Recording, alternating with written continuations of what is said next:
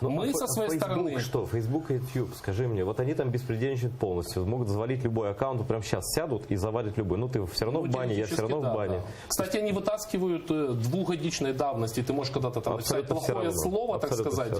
Поэтому я скрыл свои предыдущие посты. Там, ты что, всю ленту там есть прямо функция в Фейсбуке, кому это интересно, нажмите «Скрыть посты предыдущие».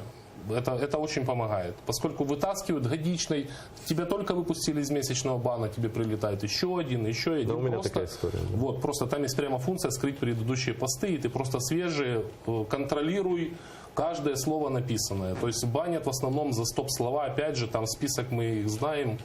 Но это опять, это формальный повод. На самом деле банят за то, что ты... За то, что ты проукраинский, это же очевидно. Да. Это просто придирки.